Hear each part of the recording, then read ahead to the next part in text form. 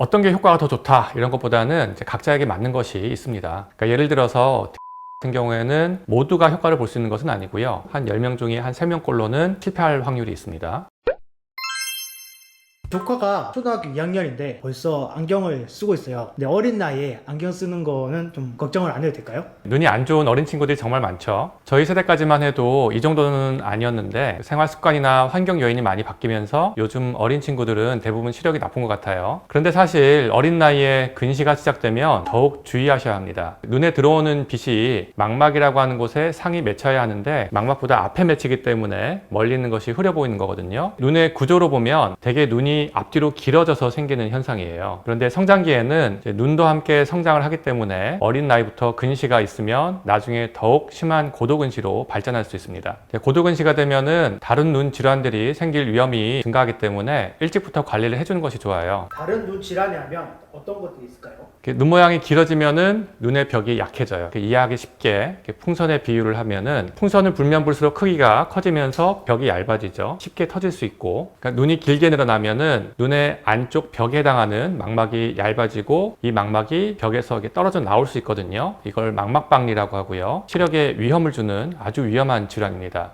또 망막의 중심부가 손상되는 황반변성, 또 안압이 높아져서 발생하는 녹내장의 위험도 일반인보다 높아집니다. 그럼 근시를 어떻게 관리하면 될까요? 렌즈나 안약을 이용을 해서 근시 진행을 늦추는 방법들이 있습니다. 먼저 제일 많이 알고 계시는 게 드림 렌즈인데요. 드림이 꿈이라는 뜻이잖아요. 자는 동안에 눈에 끼고 잔다고 해서 그런 이름이 붙었습니다. 하드 렌즈 일종인데 이 렌즈를 끼고 자면은 자는 동안 렌즈가 각막을 누르면서 각막 중심을 평평하게 만들어줘요. 그럼 오목 렌즈를 낀 것 같은 효과가 나타나서 망막에 더 정확하게 상이 맺히도록 도와줍니다. 그런데 이 렌즈는 눈에서 제거를 하고 나서도 하루 이상은 눈 모양이 유지가 되는 그런 장점 때문에 렌즈를 안 끼고 있는 낮에도 안경 없이 선명하게 볼 수 있게 되는 것이죠. 또 안구가 길어지는 것을 좀 예방해주는 효과가 있어요. 시간이 지나면 각막이 다시 원래 상태로 돌아오기 때문에 밤마다 꾸준히 착용해주는데 근시 정도에 따라서 이틀에 한 번씩 끼기도 합니다. 그리고 이제 성장이 다 멈출 때까지는 렌즈를 꾸준히 착용을 해줘야지 됩니다. 그리고 렌즈 교체 시기는 렌즈 수명이나 아니면 근시 진행 정도에 따라서 다른데 짧으면 1년, 길게는 한 3, 4년까지 하나의 렌즈로 사용할 수도 있습니다. 초기 근시에서는 효과가 상당히 좋아서 근시가 거의 진행하지 않는 경우가 종종 있어요. 그런데 고도 근시에서는 시력의 질이 떨어지기 때문에 낮에 착용하는 마이사이트라고 하는 렌즈가 더 좋은 경우가 많습니다. 그 드림 렌즈가 잘 때 착용하는 하드 렌즈라고 했는데 하드 렌즈는 딱딱하기 때문에 수없이 착용감이 좀 불편할 수 있거든요. 고도 근시는 맞는 드림 렌즈가 없기도 하고 다른 부작용이 발생하는 경우가 많습니다. 그래서 이 하드 렌즈가 너무 불편하다 싶으면은 소프트 렌즈를 고려해 볼 수도 있어요. 마이사이트라고 하는 렌즈가 소프트 렌즈인데 드림 렌즈보다는 더 착용감이 좋고 편안합니다. 이거는 잘 때 착용하는 것이 아니고 낮 동안에 착용하는 렌즈고요. 드림 렌즈랑 다르게 한번 착용하고 자기 전에 이거 빼고 버립니다. 매일 세척하고 관리해줘야 되는 그 드림 렌즈와는 다르게 한번 사용하면 버리기 때문에 위생적으로도 좋고 또 편하다는 것이 장점일 수 있습니다. 다만 난시 교정 기능이 없기 때문에 난시가 심한 어린이들은 착용을 해도 시력이 조금 떨어질 수 있고요. 심한 난시가 있으면 별도로 렌즈를 착용한 상태에서 난시 교정용 보조 안경이 필요할 수도 있습니다. 그럼 드림 렌즈랑 마이사이트 중에 효과는 뭐가 더 좋나요? 어떤 게 효과가 더 좋다 이런 것보다는 이제 각자에게 맞는 것이 있습니다. 그러니까 예를 들어서 드림 렌즈 같은 경우에는 모두가 효과를 볼 수 있는 것은 아니고요. 근시가 심하지 않더라도 한 10명 중에 한 3명꼴로는 실패할 확률이 있습니다. 그래서 성공률이 약 70%고요.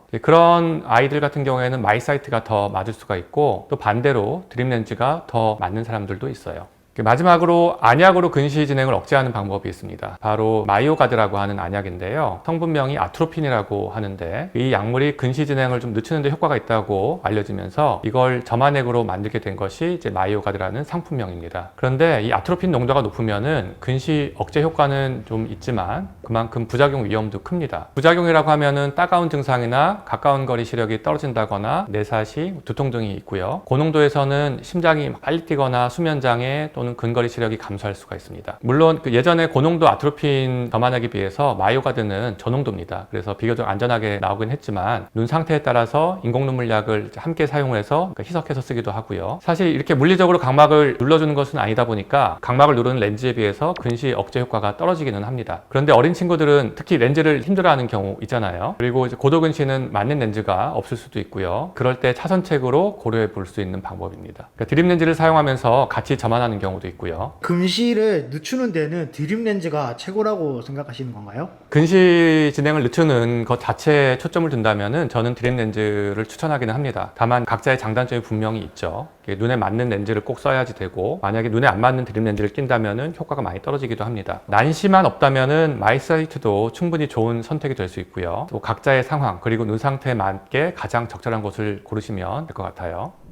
인터넷상에서 정보가 넘쳐나면서 부모님께서는 우리 아이에게 어떤 선택이 좋을지 오히려 더 많은 고민을 하시게 될 것 같습니다. 근시 관리에 있어서 한 가지 정답이 있는 것은 아니고요. 아이의 눈 상태, 생활 습관, 성격 등을 고려해서 가장 적합한 방법을 적용하는 것이겠습니다. 말씀드렸다시피 고도근시는 각종 위험한 합병증들을 발생시킬 수 있어서 자녀분들이 근시가 있다면 최대한 일찍부터 관리를 해주는 것이 좋습니다. 그렇기 때문에 바쁘시더라도 시간 내셔서 아이와 함께 안과에 가보시는 것을 추천드리고요. 저는 또 유익한 영상으로 돌아오도록 하겠습니다. 감사합니다.